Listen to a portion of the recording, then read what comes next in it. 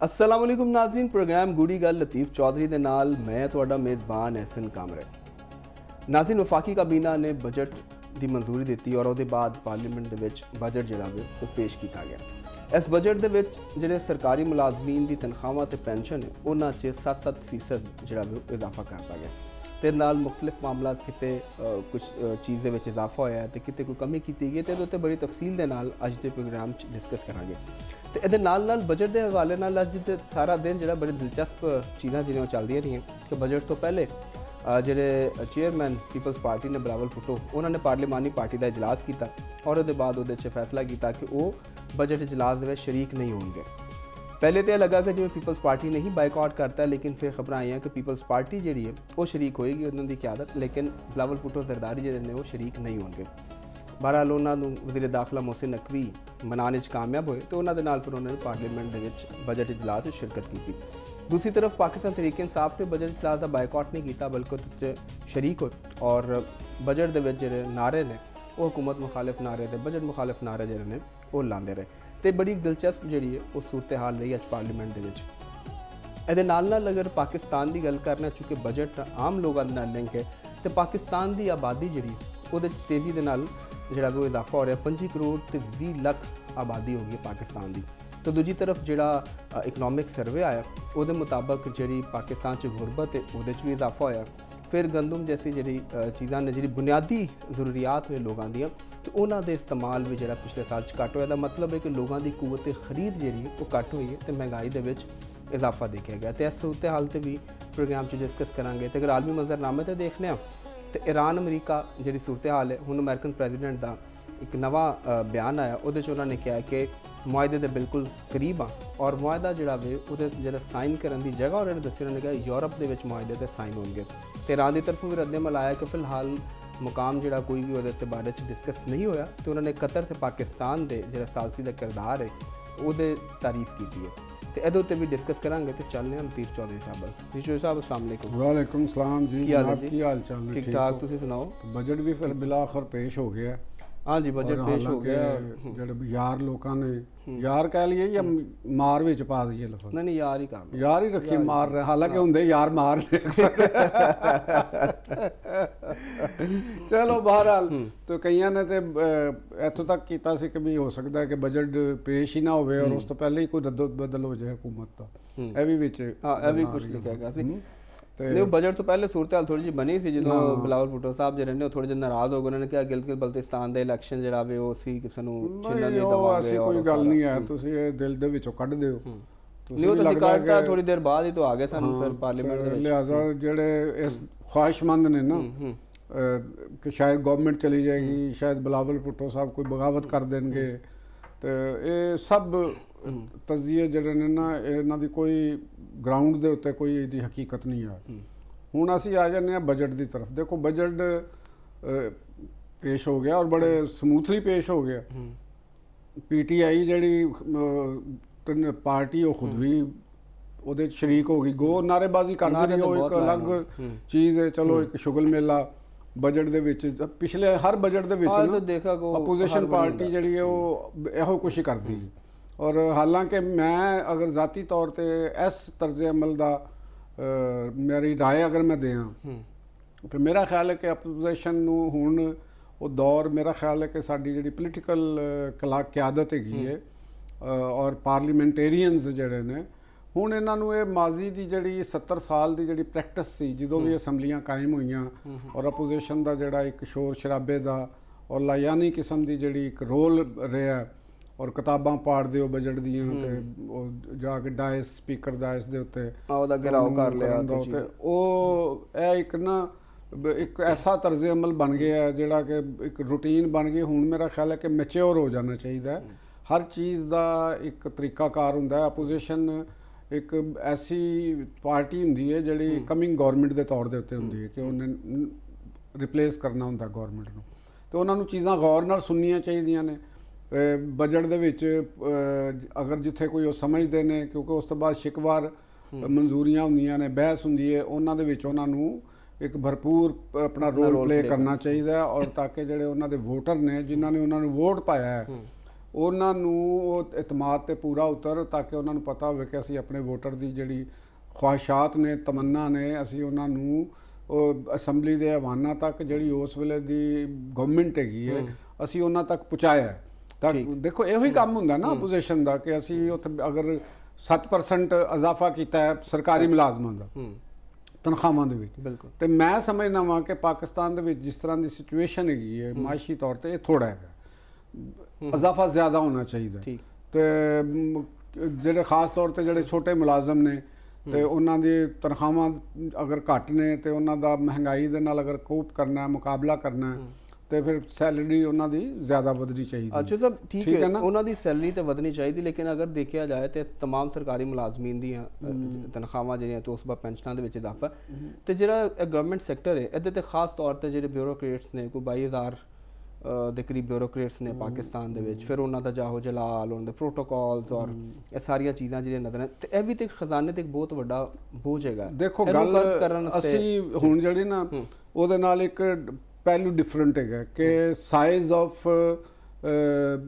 Public sector, ਜਿਹੜੇ public sector EMPLOYEES ਦਾ ਜਿਹੜਾ size ਹੈ ਉਹ ਕਿੰਨਾ ਵੱਡਾ ਹੈ, ਔਰ ਉਹਦੇ ਤੇ ਨੈਸ਼ਨਲ ਐਕਸਚੇਕਰ ਦੇ ਵਿੱਚੋਂ ਕਿੰਨੀ ਪੈਸੇ ਜਾ ਰਹੇ ਨੇ, ਠੀਕ ਹੈ ਨਾ। ਇਹ ਸਮਥਿੰਗ ਅਲੱਗ ਕੁਐਸਚਨ ਹੈਗਾ ਕਿ ਕਿਆ ਪਬਲਿਕ ਸੈਕਟਰ ਦੇ ਵਿੱਚ ਜਿਹੜੇ ਮੁਲਾਜ਼ਮ ਕੰਮ ਕਰ ਰਹੇ ਨੇ, ਕਿਆ ਪੂਰੀ ਉਹਨਾਂ ਦੀ ਜ਼ਰੂਰਤ ਹੈ ਵੇ ਕਿ ਉਹਨਾਂ ਦੇ ਕੋਲੋਂ ਕਿ ਜ਼ਾਇਦ ਨਹੀਂ ਹੋ। ਅਸੀਂ ਸਾਈਜ਼ ਦੇ ਉੱਤੇ ਨਹੀਂ ਗੱਲ ਕਰ ਰਹੇ, ਅਸੀਂ ਮੁਰਾਦ ਦੇ ਉੱਤੇ ਗੱਲ ਕਰ ਰਹੇ ਹਾਂ ਸਿਰਫ। ਹੁਣ ਮੈਂ ਉਹੀ ਗੱਲ ਕਰ ਰਿਹਾ ਨਾ ਕਿ ਇੱਕ ਤੇ ਉਹਨਾਂ ਦਾ ਸਾਈਜ਼ ਹੈ, ਜਿੱਦਾਂ ਸਾਈਜ਼ ਹੋਏਗਾ ਜ਼ਾਹਿਰ ਹੈ ਸੈਲਰੀ ਤੇ ਮੁਰਾਦ ਵੀ ਤੇ ਹੋਣੀ ਹੀ ਹੋਣਗੇ ਨਾ, ਜਿੰਨੀ ਜ਼ਿਆਦਾ ਹੋਏਗੀ ਪੰਜਾਬ ਦੇ ਹੋਣਗੀਆਂ ਉਹ ਚੀਜ਼ਾਂ। ਪੰਜਾਬ ਦੇ ਵਿੱਚ ਅਗਰ ਅਸੀਂ ਦੇਖਣਾ ਤੇ ਜਿੰਨੇ ਨਵੇਂ ਅਦਾਰੇ ਬਣਾਏ ਗਏ ਨੇ ਇਸ ਗਵਰਨਮੈਂਟ ਦੇ ਵਿੱਚ ਵੀ, ਤੇ ਉਹਨਾਂ ਸਭ ਜਿਹੜੇ ਨੇ, ਜਿਹੜੇ ਵੱਡੇ ਵੱਡੇ ਉੱਤੇ ਅਫਸਰਾਨ ਆ ਕੇ ਬੈਠੇ ਨੇ, ਉਹਨਾਂ ਦੀ ਸੈਲਰੀ ਸੇ ਮੁਰਾਦ ਜਿਹੜੀਆਂ ਨੇ ਉਹ ਤੇ ਇੱਕ ਬੋਝ ਤੇ ਹੈ। ਹੁਣ ਤਰੱਕੀਆਤੀ ਬਜਟ ਵੈਸੇ ਵੀ ਕਟਿਆ ਗਿਆ। ਗੱਲ ਜਿਹੜੀ ਆਪਣੇ ਨਾਜ਼ਰੀਨ ਨੂੰ ਵੀ ਤੇ ਤੁਹਾਨੂੰ ਵੀ ਜਿਹੜੀ ਸਮਝਾਉਣ ਦੀ ਕੋਸ਼ਿਸ਼ ਕਰ ਰਿਹਾ ਵਾਂ, ਤੁਸੀਂ ਗੱਲ ਕੀਤੀ ਹੈ ਬੋਝ ਦੀ, ਮੈਂ ਗੱਲ ਕਰ ਰਿਹਾ ਵਾਂ ਜਿਹੜਾ ਬਜਟ ਦੇ ਅੰਦਰ 7% ਇਜ਼ਾਫਾ ਹੋਇਆ, ਠੀਕ ਹੈ ਨਾ, ਸਮਝ ਗਏ ਨਾ ਗੱਲ ਨੂੰ। ਹੁਣ ਤੁਸੀਂ ਇਹਦੇ ਤੇ ਗੌਰ ਕਰੋ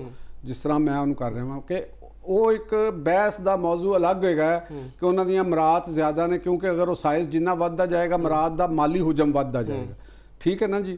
ਜਦੋਂ ਅਸੀਂ ਗੱਲ ਕਰ ਰਹੇ ਹਾਂ ਕਿ ਸੈਲਰੀ ਦੇ ਵਿੱਚ ਇਜ਼ਾਫਾ ਘੱਟ ਹੈਗਾ, ਉਹ ਅਸੀਂ ਇੱਕ ਇਨਸਾਨੀ ਜ਼ਰੂਰਤਾਂ ਦਾ ਜਿਹੜਾ ਇੱਕ ਪੈਕੇਜ ਤਿਆਰ ਹੁੰਦਾ ਹੈ, ਇੱਕ ਘਰੇਲੂ ਬਜਟ ਤਿਆਰ ਹੁੰਦਾ ਹੈ, ਉਸ ਹਿਸਾਬ ਦੇ ਨਾਲ ਅਸੀਂ ਕਹਿੰਦੇ ਆ ਕਿ ਸਾਰੀ ਬਿਊਰੋਕ੍ਰੇਸੀ ਦੇ ਗ੍ਰੇਡ 22 ਦੇ 20 ਦੇ ਤੇ ਅਫਸਰ ਨਹੀਂ ਹੈਗੇ ਨਾ, ਥੱਲੇ ਗ੍ਰੇਡ 1 ਤੋਂ ਲੈ ਕੇ 16 ਤੱਕ ਕਿੰਨੀ ਵੱਡੀ ਤਾਦਾਦ ਹੈ ਮੁਲਾਜ਼ਮਾਂ ਦੀ, ਤੇ ਸਭ ਦੇ ਸੋਰਸ ਆਫ ਇਨਕਮ ਡਬਲ ਤੇ ਨਹੀਂ ਹੈਗੇ, ਸਾਰੇ ਸਰਕਾਰੀ ਮੁਲਾਜ਼ਮ ਹੀ ਨੇ, ਤੇ ਉਹਨਾਂ ਨੇ ਵੀ ਤੇ ਇਸ ਸਿਸਟਮ ਦੇ ਵਿੱਚ ਗੁਜ਼ਾਰਾ ਕਰਨਾ ਹੈ ਨਾ।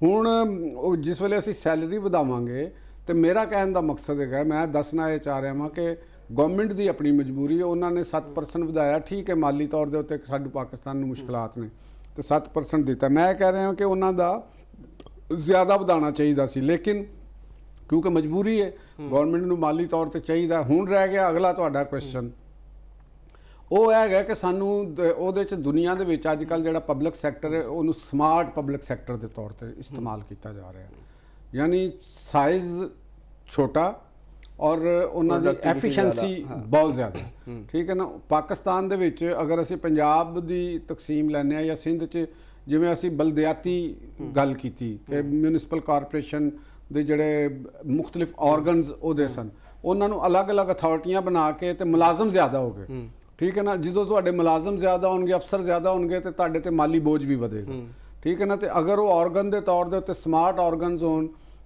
ਤੰਦਰੁਸਤ ਆਰਗਨ ਹੋਣ, ਤੰਦਰੁਸਤ ਤੋਂ ਮੁਰਾਦ ਹੈਗਾ ਕਿ ਜਿਵੇਂ ਇੱਕ ਬੰਦਾ ਇਨਸਾਨ ਤੰਦਰੁਸਤ ਹੁੰਦਾ ਹੈ, ਇੰਝ ਸਰਕਾਰੀ ਜਿਹੜਾ ਆਰਗਨ ਹੈ ਉਹ ਤੰਦਰੁਸਤ ਕਿਵੇਂ ਹੋਏਗਾ, ਉਹ ਇੰਝ ਹੋਏਗਾ ਕਿ right man for the right job ਹੋਵੇ, ਉਹਦੀ ਸੈਲਰੀ ਅੱਛੀ ਹੋਵੇ, ਤਾਂ ਕਿ ਉਹ ਆਪਣੇ ਕੰਮ ਤੇ ਇੱਕ ਬੰਦਾ ਜਿਹੜਾ ਨਾ ਉਹ 3 ਜਾਂ 4 ਬੰਦਿਆਂ ਦੇ ਲੈਵਲ ਦੇ ਉੱਤੇ ਕੰਮ ਕਰ ਸਕੇ, ਕੰਮ ਫਾਈਲ ਰੁਕੇ ਨਾ। ਇਹ ਇੱਕ ਅਲੱਗ ਮੈਨੇਜਮੈਂਟ ਸਿਲਸਿਲਾ, ਇਹ ਮੈਨੇਜਮੈਂਟ ਹੈ। ਹੁਣ ਜਿਹੜੀ ਵੀ ਤੁਸੀਂ ਮੈਨੇਜਮੈਂਟ ਰੱਖਦੇ ਹੋ ਉਹਦੇ ਤੇ ਫੰਡਸ ਅਲੋਕੇਸ਼ਨ ਕਰਨਾ, ਇਹ ਫਾਈਨੈਂਸ਼ੀਅਲ ਮੈਨੇਜਰ ਦਾ ਕੰਮ ਨਹੀਂ ਹੁੰਦਾ। ਫਾਈਨੈਂਸ਼ੀਅਲ ਮੈਨੇਜਰ ਦਾ ਕੰਮ ਹੈ ਕਿ ਉਹਨਾਂ ਨੂੰ ਦੱਸਦਾ ਗਿਆ ਜੀ ਇਹ 100 ਬੰਦਾ ਹੈ ਸਾਡੇ ਕੋਲ, ਤੇ ਇਹ 100 ਰੁਪਈਆ ਤੇ ਇਹਨਾਂ 'ਚ ਤਕਸੀਮ ਕਰਨਾ, ਇਹਦੇ ਇੰਨੇ ਨੇ, ਇਹਦੇ ਇੰਨੇ ਨੇ, ਉਹਨਾਂ ਨੇ ਉਹ ਤੁਹਾਨੂੰ ਕਰ ਦੇਣਾ। ਜਿਹੜੀ ਹਿਊਮਨ ਮੈਨੇਜਮੈਂਟ ਹੈਗੀ ਹੈ, ਜਿਹੜੀ ਤੁਸੀਂ ਕੁਐਸਚਨ ਕਰ ਰਹੇ ਹੋ ਕਿ ਸਾਡਾ ਸਾਈਜ਼ ਜ਼ਿਆਦਾ, ਸਾਡੀ ਮੁਰਾਦ ਜ਼ਿਆਦਾ ਨੇ, ਉਹ ਹਿਊਮਨ ਮੈਨੇਜਮੈਂਟ ਦਾ ਕੰਮ ਹੈ ਕਿ ਅਗਰ ਸਾਨੂੰ 28,000 ਬਿਊਰੋਕਰੇਟ ਨੇ ਤੇ ਅਸੀਂ ਇਹ 12,000 ਬਿਊਰੋਕਰੇਟਸ ਦੇ ਵਿੱਚੋਂ ਕੰਮ ਲੈ, ਉਹਨਾਂ ਦੀ 12,000 ਦੇ ਬੰਦੇ ਜਿਹੜੇ ਨੇ ਉਹਨਾਂ ਦੀਆਂ ਇਹੋ ਹੀ ਮਰਾਹਤ ਜਿਹੜੀਆਂ ਨੇ ਅਗਰ ਉਹ 28,000 ਦੇ ਵਿੱਚ ਤਕਸੀਮ ਕਰਤੀਆਂ ਜਾਣ ਤੇ ਉਹਨਾਂ ਦਾ ਮਿਆਰ ਜ਼ਿੰਦਗੀ ਕਿੱਥੇ ਚਲਾ ਜਾਏਗਾ। ਠੀਕ ਹੈ, ਔਰ ਕੰਮ ਦੀ ਰਫ਼ਤਾਰ ਉਹਦੇ ਤੋਂ ਜ਼ਿਆਦਾ ਹੋ ਜਾਏਗੀ, ਪੈਸੇ ਵੀ ਬਚ ਜਾਣਗੇ ਤੁਹਾਡੇ ਕੋਲ ਉਹਦੇ ਨਾਲ। ਲੇਕਿਨ ਇੱਕ ਸਮਥਿੰਗ ਡਿਫਰੈਂਟ ਹੈਗਾ। 28,000 ਜੇ ਤੁਸੀਂ ਕਹਿ ਰਹੇ ਹੋ ਖਰਚਾ 12,000 ਚ ਕਰ ਰਹੇ ਆ ਤੇ ਬੋਝ ਤੇ ਉਹਨਾਂ ਹੀ ਰਹੇਗਾ, ਔਰ ਉਹਨਾਂ ਦੀ ਬਲਕਿ ਉਹਨਾਂ ਦਾ ਲਾਈਫ ਸਟਾਈਲ ਤੇ ਪਹਿਲੇ ਹੀ ਇਸ ਤਰ੍ਹਾਂ ਦਾ ਜਿਹੜਾ ਆਮ ਆਦਮੀ ਉਹਦਾ ਖਿਆਲ ਤਸੱਵੁਰ ਵੀ ਨਹੀਂ ਕਰ ਸਕਦਾ। ਐਗਜ਼ਾਮਪਲ ਹੈਗੀ ਨਾ, ਤੇ ਅਗਰ ਅਸੀਂ ਉਹਨਾਂ ਦੇ ਚੋਂ 12 ਕਰਨੇ ਆ ਤੇ ਉਹਨਾਂ ਦੇ ਵਿੱਚੋਂ ਮੁਮਕਿਨ ਹੈ ਕਿ ਸਾਨੂੰ 20% ਉਹਨਾਂ ਦੇ ਉੱਤੇ ਮਜ਼ੀਦ ਲਾਣਾ ਪੈ ਜਾਏ ਤੇ 80% ਨੈਸ਼ਨਲ ਐਕਸਚੇਂਜ ਚ ਬਚ ਜਾਏਗੀ। ਕਹਿ ਰਹੇ ਆ ਕਿ ਲੋਕ ਜਿਹੜੇ ਨੇ ਉਹਨਾਂ ਤੇ ਬੜਾ ਇਸ ਹਵਾਲੇ ਦੇ ਨਾਲ ਇੱਕ ਨਫ਼ਰਤ ਵੀ ਪਾਈ ਜਾ ਰਹੀ, ਕਿ ਉਹ ਕਹਿੰਦੇ ਨੇ ਕਿ ਉਹ ਤੇ ਆਲਰੇਡੀ ਇੰਨਾ ਜ਼ਿਆਦਾ ਉਹਨਾਂ ਦੇ ਉੱਤੇ ਨਹੀਂ ਉਹ ਹੋ ਚੁੱਕਿਆ ਹੋਵੇ, ਉਹਨਾਂ ਦਾ ਲਾਈਫ ਸਟਾਈਲ ਚੀਜ਼ਾਂ ਉਹਨਾਂ ਦੇ ਭਾਵੇਂ ਉਹ ਤਾਂ ਪਾਕਿਸਤਾਨੀ ਲੱਗਦਾ ਹੀ ਨਹੀਂ। ਨਹੀਂ ਉਹ ਬੇਸ਼ੱਕ ਉਹ ਠੀਕ ਹੈ। ਅਸੀਂ ਇੱਕ ਜਿਹੜੇ ਅਸੀਂ ਮਫਰੂਜ਼ੇ ਦੀ ਗੱਲ ਕਰ ਰਹੇ ਹੁੰਦੇ ਹਾਂ ਨਾ, ਉਹ ਇਹ ਵੇ ਕਿ ਅਸੀਂ ਸਮਾਰਟ ਬਿਊਰੋਕ੍ਰੇਸੀ ਹੈ। ਇੱਕ 28 ਬੰਦੇ ਕੰਮ ਕਰ ਰਹੇ ਨੇ, ਅਸੀਂ ਉਹਦੀ ਜਗ੍ਹਾ ਤੇ 12 ਬੰਦਿਆਂ ਨੂੰ ਦੇ ਦਿੱਤਾ।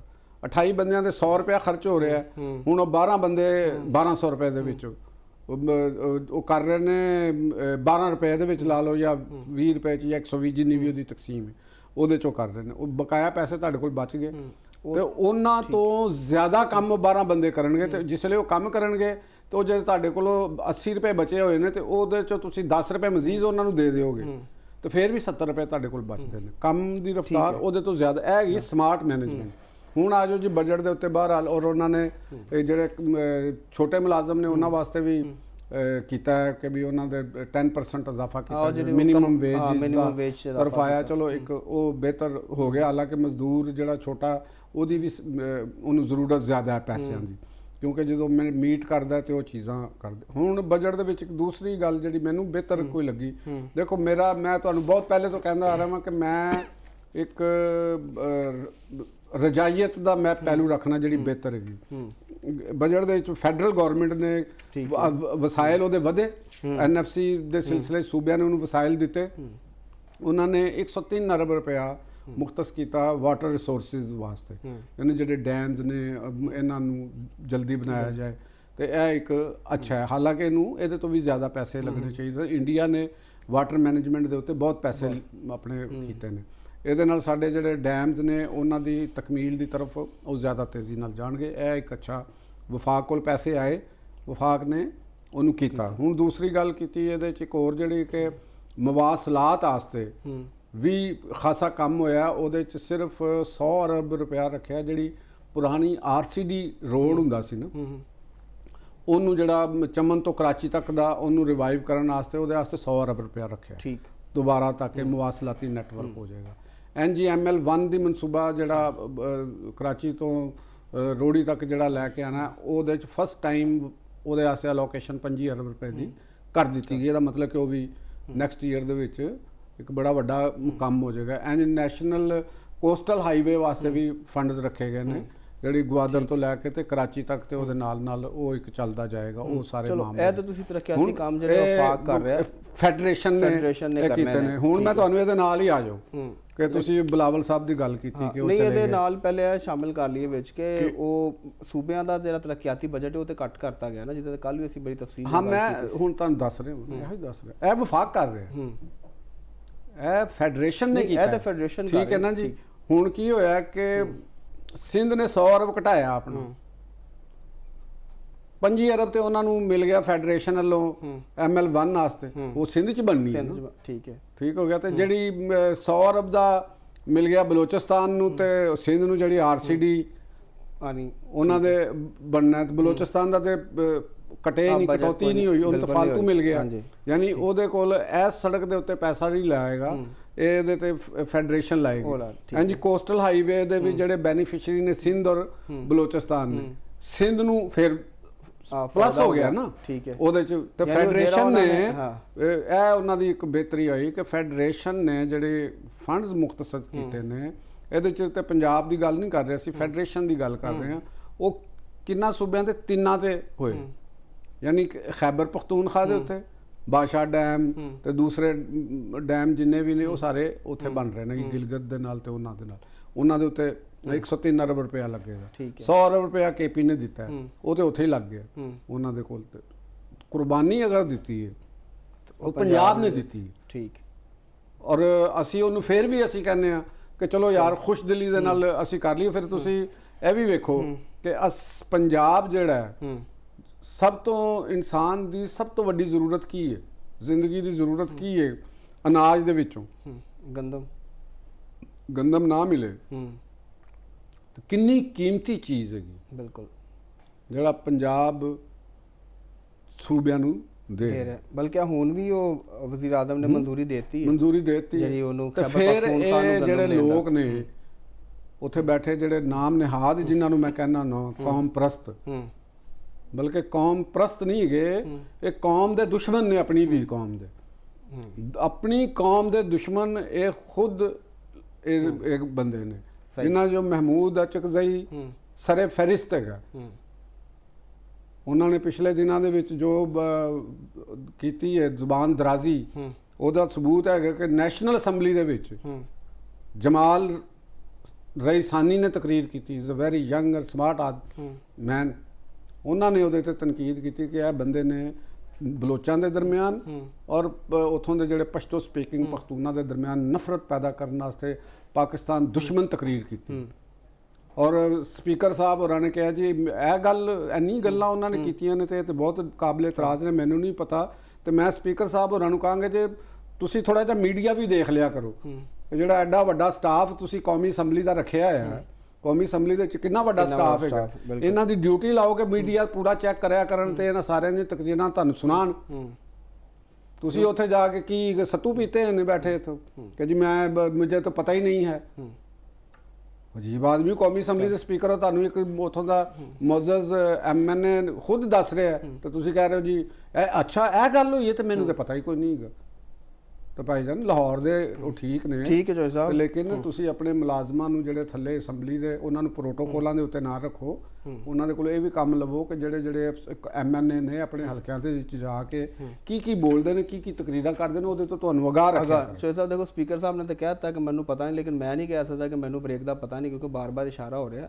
ਤੁਸੀਂ ਚਾਹੁੰਦੇ ਹੋ ਨਾ ਜਦੋਂ ਮੈਂ ਬੋਲ ਰਿਹਾ ਹਾਂ ਕਿ ਨਾ ਮੈਂ ਬੋਲਾਂ, ਤੁਸੀਂ ਉਸ ਪਹਿਲੇ ਫੌਰਨ ਤੌਰ ਤੇ ਬ੍ਰੇਕ ਲਾ ਦਿੰਦੇ। ਨਹੀਂ ਤੁਸੀਂ ਰਹੇ ਹੋ ਆਸਮ ਪ੍ਰੋਡਿਊਸਰ ਦੇ ਨਾਲ। ਠੀਕ ਹੋਗਾ, ਫੜੇਗੇ ਯਾਰ, ਫੜੇਗੇ। It's just for joke sir. ਨਾਜ਼ਰੀਨ, ਪ੍ਰੋਗਰਾਮ 'ਚ ਵਕਤ ਹੈ ਇੱਕ ਬ੍ਰੇਕ ਤੋਂ ਬਾਅਦ ਜਦੋਂ ਵਾਪਸ ਆਵਾਂਗੇ ਤੇ ਬਜਟ ਦੇ ਹਵਾਲੇ ਨਾਲ ਔਰ ਮੁਲਕੀ ਸਿਆਸਤ ਉੱਤੇ ਲਤੀਫ ਚੋਹਸਨ ਨਾਲ ਗੱਲ ਕਰਾਂਗੇ। ਸਾਡੇ ਨਾਲ ਜੁੜੇ ਰਹੋ।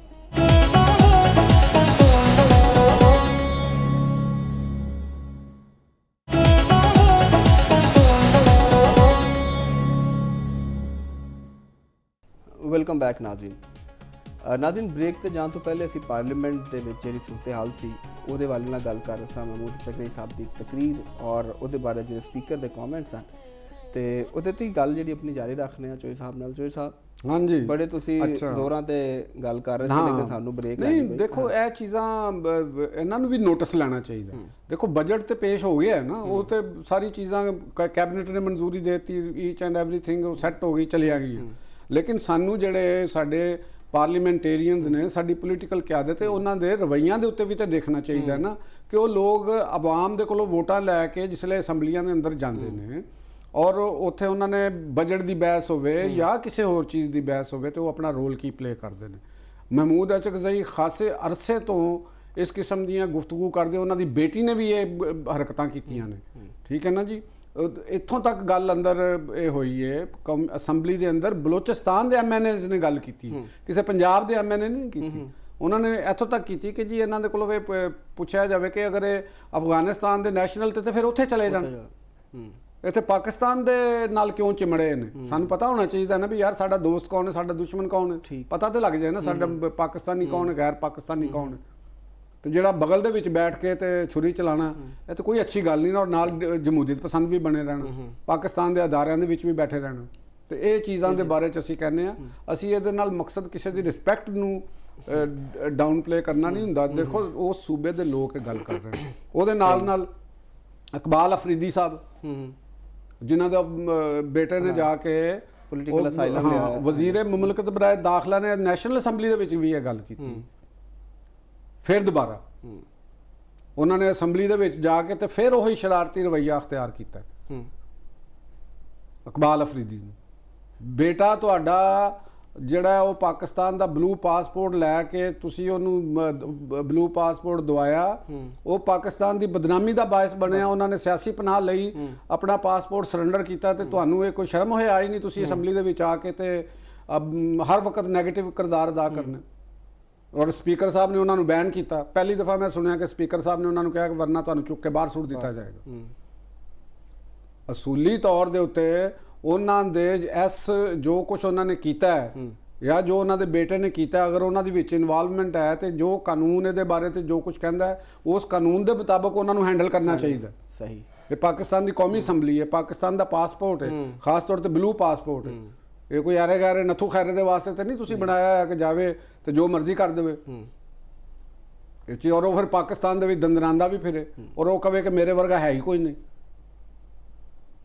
ਇਹ ਵੀ ਤਾਂ ਚੀਜ਼ ਹੈ ਨਾ, ਉਹਨਾਂ ਦਾ ਪਤਾ ਕਰੋ, ਉਹਨਾਂ ਦੇ ਕਾਰੋਬਾਰ ਦਾ ਪਤਾ ਕਰੋ ਕਿ ਕੀ ਕਾਰੋਬਾਰ ਕਰਦੇ ਨੇ, ਮਸੂਫ ਦਾ ਫਾਈਨੈਂਸ਼ੀਅਲ ਬੈਕਗ੍ਰਾਉਂਡ ਕੀ ਹੈ, ਇਹਨਾਂ ਦੀ ਫੈਮਿਲੀ ਦਾ ਕਾਰੋਬਾਰ ਕੀ ਹੈ, ਉਹਨਾਂ ਨੂੰ ਮੰਜ਼ਰ ਆਮ ਤੇ ਲਿਆਓ। ਕੌਮੀ ਅਸੈਂਬਲੀ ਕੀ ਉਹ ਛਾਪਿਆ ਜਾ, ਉਹਨਾਂ ਦਾ ਇਸ਼ਤਿਹਾਰਾਤ ਦਿੱਤੇ ਜਾਣ ਕਿ ਇਹਨਾਂ ਦਾ ਇਹ ਕਾਰੋਬਾਰ ਹੈਗਾ, ਤਾਂ ਕਿ ਸਾਨੂੰ ਵੀ ਤਾਂ ਪਤਾ ਚੱਲੇ ਕਿ ਨਾ ਕਿੰਨੇ ਕੁ ਵੱਡੇ ਇਹ ਲੀਡਰ ਨੇ, ਕਿੰਨੇ ਕੁ ਵੱਡੇ ਜਮਹੂਰੀਅਤ ਪਸੰਦ ਨੇ, ਸਹੀ ਪਾਕਿਸਤਾਨ ਦੇ ਅਜ਼ੀਮ ਰਹਿਨੁਮਾ ਨੇ।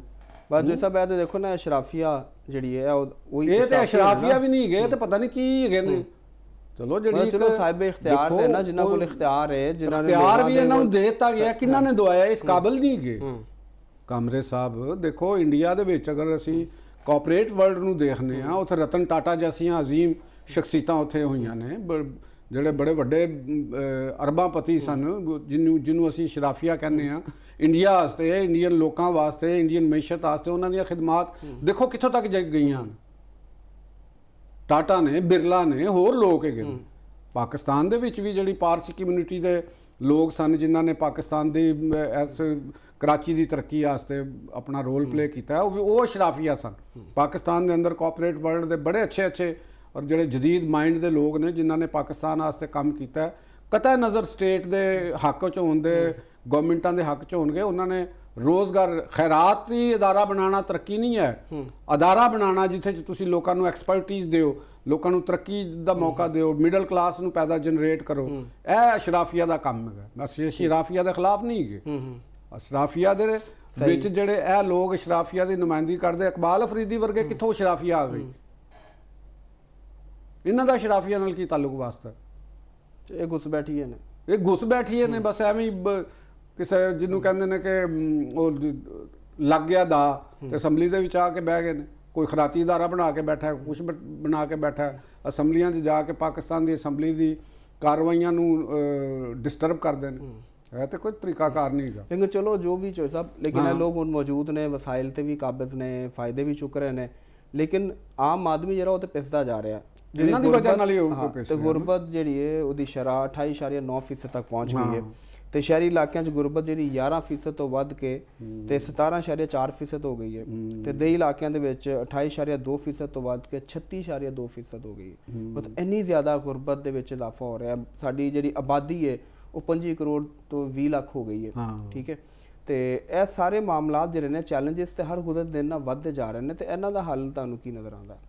ਦੇਖੋ ਗੱਲ ਜਿਹੜੀ ਨਾ ਕਾਮਰੇ ਸਾਹਿਬ, ਇਹ ਗੱਲ ਬਿਲਕੁਲ ਦਰੁਸਤ ਹੈ। ਆਬਾਦੀ ਦਾ ਜਿਹੜਾ ਇੱਕ ਆਬਾਦੀ ਦੀ ਨੈਚੁਰਲ ਗਰੋਥ ਹੁੰਦੀ ਹੈ। ਪਾਕਿਸਤਾਨ ਦੇ ਅੰਦਰ ਸਾਡੀ ਜਿਹੜੀ ਸਿਸਟਮ ਦਾ ਢਾਂਚਾ, ਸਾਡੀ ਸਿਆਸਤਦਾਨਾਂ ਦੀਆਂ ਕੋਤਾ ਅੰਦੇਸ਼ੀਆਂ ਦਾ ਰਿਜ਼ਲਟ ਸਾਡੇ ਇਹ ਨਿਕਲਿਆ। ਅਸੀਂ ਆਪਣੇ ਸਿਆਸੀ ਮਫਾਦਾਤ ਵਾਸਤੇ ਇੱਕ ਪਾਕਿਸਤਾਨ ਦੇ ਅੰਦਰ ਦੇਖੋ ਕਿ ਬਕੌਲ ਕਿ 25 ਲੱਖ ਤੇ ਕਸ਼ਮੀਰੀ ਮਹਾਜਰ ਦੇ ਤੌਰ ਤੇ ਰਹਿ ਰਹੇ। ਤੇ ਫਿਰ ਅਫਗਾਨ ਮਹਾਜਰੀਨ ਜਿਹੜੇ ਨੇ ਉਹਨਾਂ ਦੇ ਆਫੀਸ਼ੀਅਲੀ ਤੇ ਉਹ 15 ਲੱਖ ਨੇ, ਲੇਕਿਨ ਉਹ ਦੇਖਿਆ ਜਾਏ ਤੇ ਅਗਰ ਤੁਸੀਂ ਬਲੋਚਿਸਤਾਨ, ਕੇਪੀ, ਆਜ਼ਾਦ ਕਸ਼ਮੀਰ 'ਚ ਬੜਾ ਜੇ ਤੇ ਪੰਜਾਬ ਦੇ ਵਿੱਚ ਬੜਾ ਕੱਢੋ ਤੇ ਕਰੋੜ ਦੇ ਕਰੀਬ ਹੈਗੇ ਨੇ।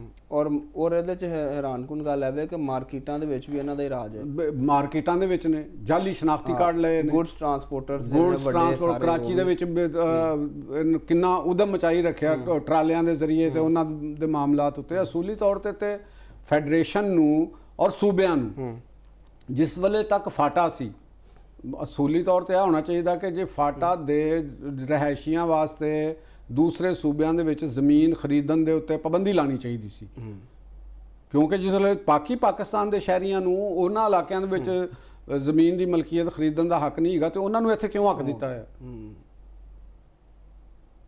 ਦੇਖੋ ਨਾ ਕਿੰਨੀ ਵੱਡੀ ਜ਼ਿਆਦਤੀ ਪਾਕਿਸਤਾਨ ਦੇ ਆਵਾਮ ਦੇ ਨਾਲ। ਤੇ ਐਨਜੀ ਜਿਹੜੇ ਉੱਥੇ ਕਸ਼ਮੀਰੀ ਮਹਾਜਰ ਜਿਨ੍ਹਾਂ ਨੂੰ ਅਸੀਂ ਕਹਿੰਦੇ ਆ, ਅੱਜ ਉੱਥੇ ਉਹ ਕਸ਼ਮੀਰ ਯਕਜਹਿਤੀ ਕਮੇਟੀ ਦੇ ਨਾਂ ਦੇ ਤੇ ਕੋਈ ਫਲਾਨਾ ਮੀਰ ਹੈ ਤੇ ਕੋਈ ਫਲਾਨਾ ਸਰਦਾਰ ਹੈ ਤੇ ਹੈ ਕੋਈ ਦੁਕਾਨਦਾਰ ਹੈ ਤੇ ਕੋਈ ਬੇਕਰੀ ਕਰਦਾ ਪਿਆ ਤੇ ਕੋਈ ਕੁਛ ਕਰਦਾ ਪਿਆ ਤੇ ਉਹ ਜਾ ਕੇ ਤੇ ਉਹ ਪਾਕਿਸਤਾਨ ਨੂੰ ਤੜੀਆਂ ਲਾ ਰਹੇ ਨੇ ਔਰ ਉਹ ਹੈ ਉਹਨਾਂ ਦੀ ਔਕਾਤ ਇੱਕ ਟਕੇ ਦੀ ਵੀ ਨਹੀਂ ਹੈਗੀ। ਜੇ ਇੰਨੇ ਜੋਗੇ ਹੁੰਦੇ ਤੇ ਜਾ ਕੇ ਤੇ ਡੋਗਰਾ ਰਾਜ ਦੇ ਕੋਲੋਂ ਨੱਸ ਕੇ ਆਂਦੇ, ਕੁਝ ਕਰ ਲੈਂਦੇ ਨਾ ਉੱਥੇ। ਦੇਖੋ ਨਾ ਪਾਕਿਸਤਾਨ ਨੇ ਤਾਂ ਸ਼ੁਰੂ ਤੋਂ ਉਹਨਾਂ ਨੂੰ ਸਪੋਰਟ ਕੀਤਾ ਹੈ, ਉੱਥੇ ਹਰ ਚੀਜ਼ ਆਪਣਾ ਪੇਟ ਕੱਟ ਕੇ ਤੇ ਆਜ਼ਾਦ ਕਸ਼ਮੀਰ ਦੇ ਲੋਕਾਂ ਨੂੰ ਤੇ ਉੱਥੇ ਬੈਠੇ ਦੇਖੋ ਆਜ਼ਾਦ ਕਸ਼ਮੀਰ ਦੇ ਵਿੱਚ ਸਭ ਤੋਂ ਵੱਡੀ ਸਿੰਗਲ ਆਬਾਦੀ ਕੌਣ ਹੈਗੇ ਨੇ? ਉਹ ਗੁੱਜਰ ਟ੍ਰਾਈਬਸ ਨੇ ਤੇ ਉਹ ਤੇ ਸਾਰੇ ਪਾਕਿਸਤਾਨ ਦੇ ਹਾਮੀ ਨੇ ਔਰ ਪਾਕਿਸਤਾਨ ਦੇ ਨਾਲ ਖੜੇ ਨੇ। ਇਹ ਲਗੜ ਬਗੜ ਕੌਣ ਹੈਗੇ ਨੇ ਜਿਹੜੇ ਪਾਕਿਸਤਾਨ ਨੂੰ ਚਮੜੇ ਨੇ? ਇੰਜ ਜਿਹੜੇ ਕਬਾਇਲੀ ਇਲਾਕਿਆਂ ਦੇ ਪਾਕਿਸਤਾਨ ਦੀਆਂ ਮੁਲਾਜ਼ਮਤਾਂ ਲੈ ਕੇ ਤੇ ਸਟੇਟ ਦੇ ਉੱਤੇ ਬੈਠੇ ਨੇ ਤੇ ਸਟੇਟ ਤੇ ਹੀ ਹਮਲਾਵਰ ਨੇ। ਆਬਾਦੀ ਦੇ ਵਿੱਚ ਇਜ਼ਾਫੇ ਦੀ ਇੱਕ ਇਹ ਵੀ ਵਜ੍ਹਾ, ਬੰਗਾਲੀ ਆਇਆ ਹੈ, ਕੋਈ ਬਿਹਾਰੀ ਆਇਆ ਹੈ, ਕਰੋੜਾਂ ਦੀ ਤਾਦਾਦ ਨਾਲ ਆਏ ਨੇ, ਕੋਈ ਬਰਮੀ ਆਇਆ ਹੈ। ਔਰ ਜੋ ਸਭ ਇੱਥੇ ਤੇ ਆਵੇ ਨਾ ਹੁਣ ਚਲੋ ਕੁਝ ਸਖਤੀ ਹੋਈ, ਕੋਈ ਕੰਪਿਊਟਰਾਈਜ਼ ਚੀਜ਼ਾਂ ਹੋਈਆਂ, ਵਰਨਾ ਜਿਹਦਾ ਦਿਲ ਕੀਤਾ ਜਿੱਥੇ ਗਿਆ ਡੋਮਿਸਾਈਲ ਬਣਵਾ ਕੇ ਤੇ ਆਪਣੇ ਫੈਮਿਲੀ ਟਰੀ ਤੱਕ ਬਦਲ ਲੈ। ਤੇ ਤੁਹਾਨੂੰ ਇਹ ਸ਼ਰਮ ਨਹੀਂ ਆਉਂਦੀ ਆਪਣੇ ਆਪ ਦੇ ਕਿ ਤੁਸੀਂ ਇਸ ਜ਼ਮੀਨ ਦੇ ਉੱਤੇ ਇਸ ਧਰਤੀ ਦੇ ਉੱਤੇ ਰਹਿੰਦੇ ਪਏ ਤੇ ਅੱਜ ਇਹਦੀ 25 ਕਰੋੜ ਆਬਾਦੀ ਹੋ ਗਈ, ਇਹਨੂੰ ਕਿਵੇਂ ਚਲਾਓਗੇ ਤੁਸੀਂ? ਇੱਕ ਦੂਸਰੇ ਨੂੰ ਮਾਰਨਗੇ, ਲੜਨਗੇ। ਵਸਾਇਲ ਜਿਹੜੇ ਨੇ ਉਹ ਜ਼ਾਹਿਰ ਉਹਨਾਂ ਦੀ ਜ਼ਮੀਨ ਨੇ ਤੇ ਨਹੀਂ ਵਧਣਾ, ਜ਼ਮੀਨ ਤੇ ਓਨੀ ਹੈ ਨਾ। ਉਹਦੇ ਵਿੱਚੋਂ ਤੁਸੀਂ ਬੰਦੇ ਲਿਆ ਕੇ ਤੇ ਅੱਧੇ ਬੰਦਿਆਂ ਨੂੰ ਗੁਲਾਮ ਬਣਾਓਗੇ, ਅੱਧੇ ਬੰਦਿਆਂ ਨੂੰ ਆਕਾ ਬਣਾਓਗੇ। ਦੇਖੋ ਨਾ ਈਦ ਆਈ ਜਦੋਂ ਛੁੱਟੀਆਂ ਹੋਈਆਂ ਤੇ ਲਾਹੌਰ ਆਪਣੀ ਅਸਲ ਟ੍ਰੈਫਿਕ ਚੀਜ਼ਾਂ ਵਾਪਸ ਆਈਆਂ ਤੇ ਖੁੱਲਾ ਲੱਗਦਾ ਸੀ, ਖੁੱਲਾ ਲੱਗ ਰਿਹਾ ਸੀ ਕਿ ਹੈ ਹੀ ਕੁਛ ਨਹੀਂ। ਤੁਸੀਂ ਅੰਦਾਜ਼ਾ ਲਾ ਲਓ ਕਿ ਕਰਾਚੀ ਦੀ ਆਬਾਦੀ ਦੇ ਵਿੱਚ, ਮੈਂ ਇੱਕ ਦੋਸਤ ਨਾਲ ਗੱਲ ਕਰ ਰਿਹਾ ਸੀ ਜੋ ਕਰਾਚੀ ਮੈਂ ਤਰੱਕੀਆਤੀ ਕਰ, ਮੈਂ ਕਿਹਾ ਜਿਸ ਤਰ੍ਹਾਂ ਦੀ ਕਰਾਚੀ ਦੀ ਆਬਾਦੀ ਜਿੰਨੀ ਜ਼ਿਆਦਾ ਨਾ, ਇੱਥੇ ਤੁਸੀਂ ਜੋ ਮਰਜ਼ੀ ਕਰ ਲਓ ਇਹ ਠੀਕ ਨਹੀਂ ਹੋ ਸਕਦਾ। ਸਹੀ। ਮੈਂ ਤੁਹਾਨੂੰ ਉੱਥੇ ਤੁਸੀਂ ਕਹਿ ਰਹੇ ਆਬਾਦੀ ਦੀ ਮੈਨੇਜਮੈਂਟ, ਆਬਾਦੀ ਦੀ ਇੰਨੀ ਮੈਨੇਜਮੈਂਟ ਹੈ, ਉੱਥੇ ਵਸਾਇਲ ਇੰਨੇ ਜ਼ਿਆਦਾ ਚਾਹੀਦੇ ਨੇ, ਤੁਹਾਡਾ ਇਨਫਰਾਸਟ੍ਰਕਚਰ ਕਿੰਨਾ ਯੂਜ਼ ਹੋ ਰਿਹਾ ਤੇ ਉਹ ਜਿਹੜੇ ਇਨਫਰਾਸਟ੍ਰਕਚਰ ਯੂਜ਼ ਕਰ ਰਹੇ ਨੇ ਉਹ ਕਰਾਚੀ ਨੂੰ ਦੇ ਨਹੀਂ ਕੁਛ ਰਹੇ। ਕੀ ਦੇ ਰਹੇ ਨੇ? ਲਾਹੌਰ ਦੇ ਵਿੱਚ ਵੀ ਲਾ ਲਓ ਨਾ, ਜਿਹੜਾ ਇੱਥੇ ਜਿਹੜੇ ਦੂਸਰੇ ਸੂਬਿਆਂ ਦੇ ਤੋਂ ਆਇਆ, ਕੋਈ ਵਜ਼ੀਰਸਤਾਨ ਤੋਂ ਆਇਆ, ਕਿਸੇ ਕੋ ਕਿਧਰੋਂ ਆਇਆ, ਉਹ ਕਿਸੇ ਨੇ ਕੋਟ ਜੀ ਮੋਢੇ ਤੇ ਰੱਖੇ ਨੇ, ਕਿਸੇ ਨੇ ਉਹ ਸੜਕਾਂ ਦੇ ਉੱਤੇ ਲਾ ਕੇ ਬੈਠਾ, ਯਾਨੀ ਇਹ ਸਾਡਾ ਇਨਫਰਾਸਟ੍ਰਕਚਰ ਇੱਥੋਂ ਦਾ ਇਸਤੇਮਾਲ ਹੋ ਰਿਹਾ, ਉਹ ਪੈਸੇ ਕਮਾ ਰਹੇ ਨੇ, ਇਨਫਰਾਸਟ੍ਰਕਚਰ ਸਾਡਾ ਟੁੱਟ ਰਿਹਾ, ਟੈਕਸ ਉਹਨਾਂ ਦਾ 1 ਰੁਪਈਆ ਨਹੀਂ ਹੈਗਾ। ਸਹੀ ਹੈ। ਮੈਂ ਤੇ ਕਹਿੰਦਾ ਸਾਰੀਆਂ ਸਸਤੀਆਂ ਚੀਜ਼ਾਂ ਸਮਗਲ ਸ਼ੁਦਾ ਕੁਝ ਇੱਥੇ ਪੂਰਾ ਨੈਟਵਰਕ ਤੇ ਪਹੁੰਚਦਾ। ਅੰਦਾਜ਼ਾ ਇਹ ਲਾ ਲਓ ਕਿ ਲਾਹੌਰ ਦੇ ਅੰਦਰ ਦੁਕਾਨਾਂ ਖੁੱਲੀਆਂ ਹੋਈਆਂ ਨੇ, ਉੱਤੇ ਲਿਖਿਆ ਹੈ ਕਿ ਜਾਸੂਸੀ ਕੇ ਹਾਲਾਤ यहाँ से खरीदें। ਇਹ ਕਿਹੜੀ ਜਗ੍ਹਾ ਤੇ ਵੈਸੇ? ਲਾਹੌਰ ਦੀ ਮਜ਼ੰਗ ਚੁੰਗੀ ਚਲੇ ਜਾਓ, ਅੱਛਾ ਦੁਕਾਨ ਤੇ ਲਿਖਿਆ, ਅੱਜ ਬਾਹਰ ਬੋਰਡ ਪੜ੍ਹ ਲਓ। ਲੈ ਲੈਣੇ ਕੋਈ ਦੋ ਉਹ ਨਾ ਜਦੋਂ ਤੁਹਾਡੇ ਆਪਣੇ ਸ਼ਹਿਰ ਦੇ ਵਿੱਚ ਜਸੂਸੀ ਦੇ ਹਾਲਾਤ ਵਿਕ ਰਹੇ ਨੇ ਤੇ ਤੁਸੀਂ ਜਸੂਸਾਂ ਨੂੰ ਫੜੋਗੇ ਕਿੱਥੇ? ਗੈਰ ਮੁਲਕੀਆਂ ਨੂੰ।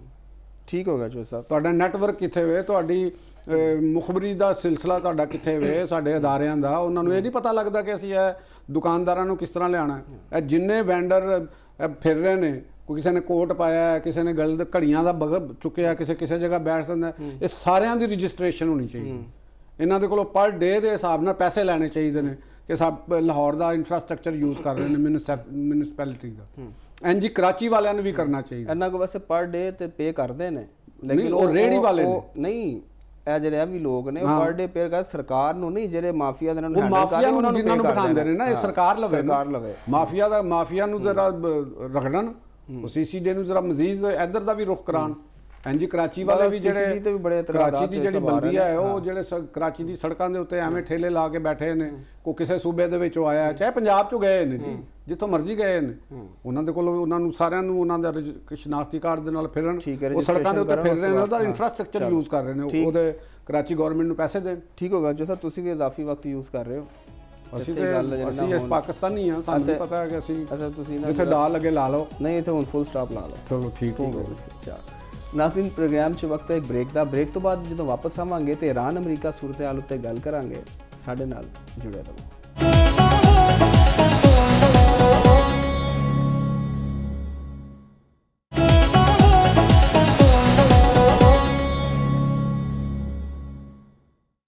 ਵੈਲਕਮ ਬੈਕ ਨਾਜ਼ਰੀਨ ਅਮਰੀਕੀ ਸਦਰ ਨੇ ਇੱਕ ਵਾਰੀ ਫਿਰ ਈਰਾਨ ਜੰਗ ਰੋਕਣ ਦਾ ਤੇ ਮੁਆਹਦਾ ਕਰਨ ਦਾ ਐਲਾਨ ਕਰਤਾ ਔਰ ਉਹਨਾਂ ਨੇ ਕਿਹਾ ਕਿ ਉਹਨਾਂ ਨੂੰ ਯਕੀਨ ਹੈ ਕਿ ਜਿਹੜੇ ਇਰਾਨੀ ਸੁਪਰੀਮ ਲੀਡਰ ਨੇ ਉਹਨਾਂ ਨੇ ਮੁਆਹਦੇ ਜਿਹੜਾ ਵੇ ਉਹਦੇ ਤੇ ਮਤਲਬ ਜਿਹੜੇ ਸ਼ਿੱਕਾ ਨੇ ਉਹਦੇ ਤੇ ਉਹਨਾਂ ਨੇ ਜਿਹੜਾ ਵੇ ਰਜ਼ਾਮੰਦੀ ਦਾ ਇਜ਼ਹਾਰ ਵੀ ਕੀਤਾ ਹੈ ਤੇ ਜਲਦ ਜਿਹੜਾ ਮੁਆਹਦਾ ਹੋ ਜਾਏਗਾ ਔਰ ਉਹਨਾਂ ਨੇ ਕਿਹਾ ਕਿ ਜਿਹੜਾ ਦਸਤਖਤ ਹੋਣਗੇ ਉਹ ਯੂਰਪ ਦੇ ਵਿੱਚ ਹੋਣਗੇ ਤੇ ਜਿਹੜੀ ਇਰਾਨੀ ਵਜ਼ਾਰਤ ਖਾਰਜਾ ਦੇ ਤਰਜਮਾਨ ਇਸਮਾਈਲ ਬਕਾਈ ਉਹਨਾਂ ਨੇ ਇਸ ਹਵਾਲੇ ਨਾਲ ਕਿਹਾ ਕਿ ਫਿਲਹਾਲ ਜਗ੍ਹਾ ਤੇ ਕੋਈ ਫਾਈਨਲ ਨਹੀਂ ਉੱਤੇ ਮੁਆਹਦੇ ਦੀ ਕੁਝ ਜਿਹੜੇ ਸ਼ਿੱਕਾ ਨੇ ਉਹਨਾਂ ਦੇ ਉੱਤੇ ਇਤਫਾਕ ਮੌਜੂਦ ਹੈ ਲੇਕਿਨ ਫਿਲਹਾਲ ਗੱਲਬਾਤ ਜਿਹੜੀ ਹੈ ਉਹ ਚੱਲ ਰਹੀ ਹੈ ਚੌਧਰੀ ਸਾਹਿਬ ਜੀ ਮਿਜ਼ਾਈਲ ਜਿਹੜੇ ਸਨ ਹਮਲੇ ਹੋ ਰਹੇ ਸਨ ਉਹਦੇ ਬਾਅਦ ਫਿਰ ਹੁਣ ਦੁਬਾਰਾ ਅਮਰੀਕੀ ਸਦਰ ਨੇ ਕਹਿਤਾ ਕਿ ਜੀ ਜੰਗ ਵੀ ਬੰਦ ਕਰ ਰਹੇ ਤੇ ਮੁਆਹਦਾ ਕਰਾਂਗੇ ਨਹੀਂ ਉਹ ਜੰਗ ਤੇ ਬੰਦ ਹੈ ਜੰਗਬੰਦੀ ਤੇ ਦਸਤੂਰ ਕਾਇਮ ਹੈ ਇਹ ਤੇ ਸਿਰਫ ਖਿਲਾਫ ਵਰਜ਼ੀ ਹਲਕੀ ਖਿਲਾਫ ਵਰਜ਼ੀਆਂ ਮੌਕੇ ਦੇ ਮੁਨਾਸਬਤ ਦੇ ਨਾਲ ਉਹਦੇ ਅੰਦਰ ਵੀ ਨਾ ਲਾਜ਼ ਨੂੰ ਯੂਜ਼ ਕੀਤਾ ਜਾਂਦਾ ਹੈ ਤਾਂ ਕਿ ਅਸੀਂ ਇਹ ਦੱਸਿਆ ਜਾਵੇ ਆਪਣੀ ਕੌਮ ਨੂੰ ਵੀ ਤੇ ਅਕਵਾਮੇ ਆਲਮ ਨੂੰ ਵੀ ਕਿ ਜੰਗ ਨਹੀਂ ਲੜ ਰਹੇ ਅਸੀਂ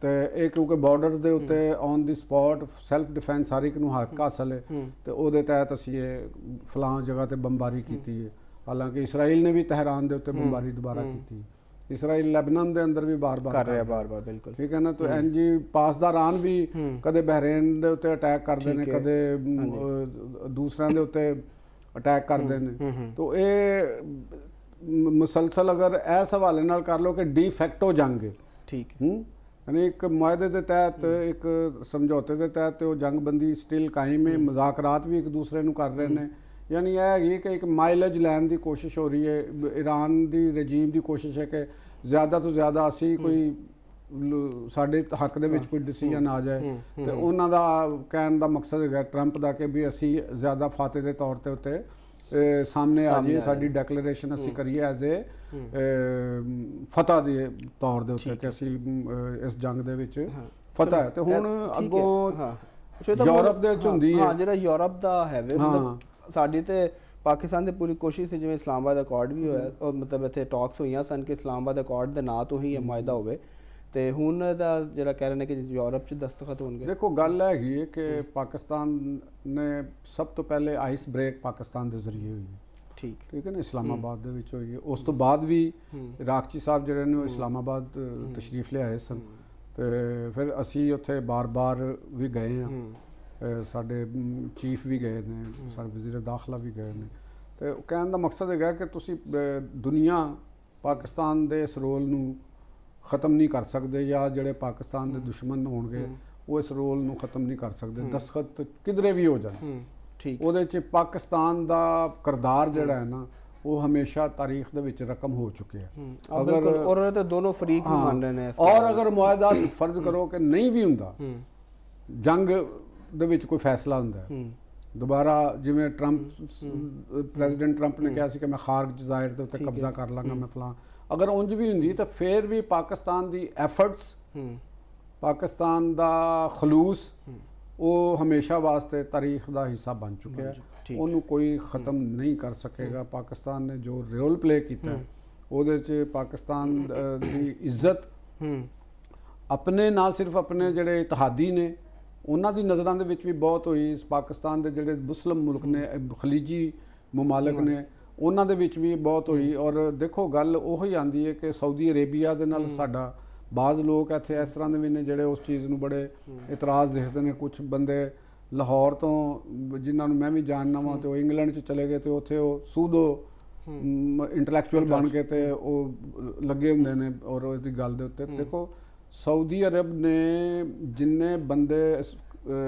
UAE ਦੇ ਵਿੱਚੋਂ ਪਾਕਿਸਤਾਨ ਆਏ ਉਹਦੇ ਤੋਂ ਜ਼ਿਆਦਾ ਬੰਦਿਆਂ ਨੂੰ ਰੋਜ਼ਗਾਰ ਪਾਕਿਸਤਾਨ 'ਚ ਦਿੱਤਾ ਗਿਆ ਉਹਨਾਂ ਨੇ ਦਿੱਤਾ ਉਹ ਚਲੇ ਗਏ ਨੇ ਠੀਕ ਹੋ ਗਿਆ ਜੀ ਉਹਦਾ ਸਬੂਤ ਇਹ ਹੈਗਾ ਕਿ ਸਾਡੇ ਰੈਮਿਟੈਂਸਸ ਵਧੇ ਨੇ PTI ਵਾਲਿਆਂ ਨੇ ਤਾਂ ਨਹੀਂ ਭੇਜੇ ਨਾ ਜਾਂ ਜਿਹੜੇ ਉਹ ਅਵਾਮੀ ਐਕਸ਼ਨ ਕਮੇਟੀ ਦੇ ਜਿਹੜੇ 2-4 ਉੱਥੇ ਲਗੜ ਬਗੜ YouTube ਦੇ ਉੱਤੇ ਆ ਕੇ ਤੇ ਬੋਲਦੇ ਨੇ ਉਹਨਾਂ ਨੇ ਤਾਂ ਨਹੀਂ ਕੋਈ ਪੈਸੇ ਭੇਜੇ ਇਹ ਕਿਹਨਾਂ ਨੇ ਜ਼ਰਾ ਮੁਬਾਦਲਾ ਕੌਣ ਭੇਜ ਰਿਹਾ ਜਿਹੜੇ ਪਾਕਿਸਤਾਨੀ ਜਿਹੜੇ ਪਾਕਿਸਤਾਨ ਦੇ ਵਿੱਚ ਰਹਿ ਰਹੇ ਨੇ ਜਿਨ੍ਹਾਂ ਦਾ ਸਟੇਕ ਪਾਕਿਸਤਾਨ ਦੇ ਵਿੱਚ ਹੈਗਾ ਜਿਹੜੇ ਬਾਹਰ ਦਾ ਪਾਸਪੋਰਟ ਲੈ ਕੇ ਚਲੇ ਗਏ ਜਿਹੜੇ ਨੈਸ਼ਨਲ ਬਾਹਰ ਦਾ ਹੋ ਗਏ ਉਹਨਾਂ ਦਾ ਪਾਕਿਸਤਾਨ ਦੇ ਨਾਲ ਜਾਂ ਈਵਨ ਕਸ਼ਮੀਰੀ ਨੇ ਜਿਹੜੇ ਉੱਥੋਂ ਇੰਗਲੈਂਡ ਦੇ ਯੂਰਪ ਦੇ ਅਮਰੀਕਾ ਦੇ ਕਿਸੇ ਮੁਲਕ ਦੇ ਪਾਸਪੋਰਟ ਹੋਲਡਰ ਉਹਨਾਂ ਦਾ ਕਸ਼ਮੀਰ ਨਾਲ ਕੀ ਤਾਲੁਕ ਹੈ ਦੇ ਵਰ ਨਾਟ ਕਸ਼ਮੀਰੀਜ਼। ਉਹਨਾਂ ਦੇ ਤੇ ਚੱਕਰ ਵੀ ਆਣਾ ਤੇ ਸੈਰ ਕਰਨ ਆਣਾ, ਉਹ ਤਾਂ ਕਸ਼ਮੀਰੀ ਹੈ ਹੀ ਨਹੀਂ। ਮੈਂ ਨਹੀਂ ਮੰਨਦਾ ਕਿ ਉਹਨਾਂ ਨੂੰ ਕਿ ਉਹ ਕਸ਼ਮੀਰੀ ਲੋਕ ਨੇ। ਠੀਕ, ਉਹ ਤੇ ਉਹ ਇੰਗਲੈਂਡ ਦੇ ਬੰਦੇ ਨੇ ਨਾ, ਤੇ ਇੰਗਲੈਂਡ ਦੇ ਬੰਦਿਆਂ ਨੂੰ ਪਾਕਿਸਤਾਨ ਦੇ ਜਾਂ ਕਸ਼ਮੀਰ ਦੇ ਮਾਮਲਾਤ ਉੱਤੇ ਰਾਏ ਦੇਣ ਦਾ ਤੇ ਕੋਈ ਹੱਕ ਨਹੀਂ ਨਾ ਹੈਗਾ। ਅਗਰ ਉਹਨਾਂ ਦੇ ਰਿਸ਼ਤੇਦਾਰ ਵੀ ਇੱਥੇ ਨੇ ਤੇ ਉਹ ਰਿਸ਼ਤੇਦਾਰ ਆਪਣੇ ਤੌਰ ਦੇ ਉੱਤੇ ਇੱਥੇ ਰਹਿ ਕੇ ਜੋ ਕਰ ਸਕਦੇ ਨੇ ਉਹ ਕਰਨ। ਤੁਹਾਡਾ ਕੀ ਤਲਕ ਬਣਦਾ? You are alien for Pakistan. ਚਲੋ ਠੀਕ ਹੋ ਗਿਆ ਜੀ ਸਾਹਿਬ, ਵਕਤ ਬੜੀ ਤੇਜ਼ੀ ਨਾਲ ਲੰਘ ਰਿਹਾ ਤੇ ਸਾਡੇ ਵੇਖਣ ਵਾਲਿਆਂ ਨੂੰ ਕੋਈ ਤੁਸੀਂ ਮੈਸੇਜ ਟਰੰਪ ਦੀ ਗੱਲ ਕੀਤੀ ਸੀ, ਇਹ ਮੈਂ ਤੁਹਾਨੂੰ ਦੱਸ ਦਵਾਂ, ਜਿੱਥੇ ਮਰਜ਼ੀ ਮੁਆਹਦਾ ਹੋਵੇ ਪਾਕਿਸਤਾਨ ਜ਼ਿੰਦਾਬਾਦ। ਪਾਕਿਸਤਾਨ ਹਮੇਸ਼ਾ ਜ਼ਿੰਦਾਬਾਦ ਤੇ ਪਾਇੰਦਾਬਾਦ ਇਨਸ਼ਾਅੱਲਾ। ਤੇ ਮੈਸੇਜ ਦਿਓ। ਮੈਸੇਜ ਅੱਜ ਦਾ ਮੈਸੇਜ ਜਿਹੜਾ ਜੇ ਨਾ ਜੀ ਉਹ ਇਹ ਹੈਗਾ ਕਿ ਵਫਾਕੀ ਹੁਕੂਮਤ ਨੇ ਆਪਣਾ ਜੋ ਬਜਟ ਸੀ ਉਹ ਦੇ ਦਿੱਤਾ ਜੀ, ਤੇ ਉਸ ਤੋਂ ਬਾਅਦ ਸੂਬਿਆਂ ਨੇ ਵੀ ਬਜਟ ਦੇ ਦੇਣਾ। ਤੇ ਮੈਂ ਜਿਹੜੇ ਸਾਡੇ ਵਰਗੇ ਲੋਕ ਨੇ ਉਹਨਾਂ ਅੱਗੇ ਅਪੀਲ ਕਰਾਂਗਾ ਕਿ ਤੁਸੀਂ ਵੀ ਆਪਣਾ ਬਜਟ ਬਣਾਓ। ਤੁਸੀਂ ਇਹ ਸੋਚੋ ਕਿ ਵੀ ਕੋਈ ਗਵਰਨਮੈਂਟ ਤੁਹਾਨੂੰ ਫਾਇਦਾ ਦੇਗੀ ਜਾਂ ਕੋਈ ਹੋਰ ਚੀਜ਼ ਤੁਹਾਨੂੰ ਫਾਇਦਾ ਦੇਗੀ। ਤੁਸੀਂ ਆਪਣੀ ਆਮਦਨੀ ਦਾ ਹਿਸਾਬ ਰੱਖੋ ਤੇ ਉਹਦੇ ਵਿੱਚ ਵਾਓ। ਗਵਰਨਮੈਂਟਾਂ ਨੂੰ ਤੇ IMF ਆ ਜਾਂਦਾ ਮਦਦ ਦੇਣ ਵਾਸਤੇ, ਤੇ ਮੈਨੂੰ ਜਾਂ ਤੁਹਾਨੂੰ ਕੋਈ IMF ਨਹੀਂ ਆਏਗਾ। ਠੀਕ ਹੈ ਨਾ ਜੀ। ਅਸੀਂ ਤੇ ਆਪਣੇ ਕਿਸੇ ਯਾਰ ਸੱਜਣ ਦੇ ਕੋਲੋਂ ਵੀ ਪੈਸੇ ਮੰਗ ਲਈਏ ਜਾਂ ਜੇ ਮੰਗੇ ਵੀ ਨਹੀਂ ਹੁੰਦੇ ਤੇ ਉਹਨੂੰ ਜਾ ਕੇ ਕਹੀਏ, ਉਹ ਪਹਿਲੇ ਹੀ ਸਾਡੀ ਨੀਅਤ ਨੂੰ ਮੂੰਹ ਵੇਖ ਕੇ ਹੀ ਉਹਨੂੰ ਪਤਾ ਲੱਗ ਜਾਂਦਾ ਕਿ ਪੈਸੇ ਮੰਗਣ ਆਇਆ, ਤੇ ਉਹ ਕਹਿ ਦਿੰਦਾ ਕਿ ਯਾਰ ਗੱਲ ਸੁਣ ਲੈ ਕਿ ਮੇਰੇ ਕੋਲੋਂ ਖੂਨ ਮੰਗ ਲੈ, ਮੈਂ ਤੈਨੂੰ ਖੂਨ ਦੇ ਦਿਆਂਗਾ, ਪਰ ਮੇਰੇ ਕੋਲੋਂ ਪੈਸੇ ਨਾ ਮੰਗੀ। ਕਹਿਣ ਦਾ ਮਕਸਦ ਹੈਗਾ ਪੈਸੇ ਐਸੀ ਚੀਜ਼ ਹੈ ਤੇ ਤੁਸੀਂ ਆਪਣਾ ਬਜਟ ਰੱਖੋ, ਆਪਣੀ ਚਾਦਰ ਨੂੰ ਆਪਣੇ ਪੈਰਾਂ ਦੇ ਹਿਸਾਬ ਨਾਲ ਫੈਲਾਓ, ਔਰ ਨਿੱਜੀ ਔਰ ਪ੍ਰਾਈਵੇਟ ਜਿਹੜੇ ਸੂਦਖੋਰ ਨੇ ਉਹਨਾਂ ਦੇ ਕੋਲੋਂ ਵੀ ਬਚੋ। ਉਹ ਤੁਹਾਡੇ ਵਾਸਤੇ ਬਹੁਤ ਵੱਡਾ ਮੁਸੀਬਤ ਦਾ ਬਾਇਸ ਬਣ ਗਏ। ਤੁਸੀਂ ਆਪਣੇ ਘੱਟ ਵਸਾਇਲ ਦੇ ਵਿੱਚ ਬਜਟ ਬਣਾਓਗੇ ਤੇ ਖੁਸ਼ ਰਹੋਗੇ, ਔਰ ਫਿਰ ਗਵਰਨਮੈਂਟ ਨੂੰ ਵੀ ਮੇਰਾ ਖਿਆਲ ਹੈ ਕਿ ਗਾਲਾਂ ਘੱਟ ਕੱਢੋਗੇ। ਠੀਕ ਹੋਇਆ ਜੀ ਸਾਹਿਬ, ਬੜਾ ਬਿਹਤਰੀਨ ਤੁਸੀਂ ਮੈਸੇਜ ਦਿੱਤਾ। ਯਕੀਨਨ ਜਿਹੜਾ ਬਜਟ ਹੈ, ਘਰ ਦਾ ਬਜਟ ਬਣਾਉਣਾ, ਇਹ ਵੀ ਬੜਾ ਅਹਿਮ ਚੀਜ਼ ਹੈ, ਤਾਂ ਅੰਦਾਜ਼ਾ ਹੋ ਜਾਂਦਾ ਕਿ ਵੀ ਕਿੰਨੇ ਪੈਸੇ ਨੇ ਤੇ ਕਿੰਨਾ ਖਰਚ ਕਰਨਾ, ਔਰ ਉਹਦੇ ਵਾਲੇ ਨਾਲ ਹੀ ਅਖਰਾਜਾਤ 'ਚ ਕਮੀ ਵੀ ਲਈ ਜਾ ਸਕਦੀ। ਪਰ ਨਾਜ਼ਰੀਨ, ਪ੍ਰੋਗਰਾਮ ਦਾ ਵਕਤ ਹੋ ਗਿਆ ਖਤਮ। ਸਾਨੂੰ ਤੇ ਸਾਡੀ ਪੂਰੀ ਟੀਮ ਨੂੰ ਦਿਓ ਇਜਾਜ਼ਤ। ਕੱਲ੍ਹ ਹਾਜ਼ਰ ਹੋਵਾਂਗੇ ਐਸੇ ਵੇਲੇ ਤੇ ਕਰਾਂਗੇ ਗੂੜੀ ਗੱਲ ਲਤੀਫ ਚੌਧਰੀ ਦੇ ਨਾਲ।